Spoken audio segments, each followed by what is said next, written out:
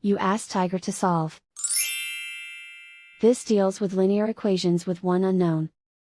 The final result is y equals 10. Let's solve it step by step. Simplify the expression. Expand the parentheses. Multiply the coefficients. Simplify the arithmetic.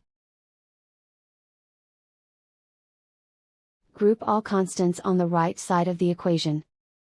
Add 2 to both sides.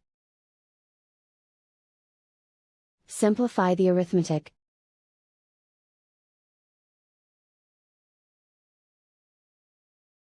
Isolate the y. Divide both sides by 4. Simplify the fraction.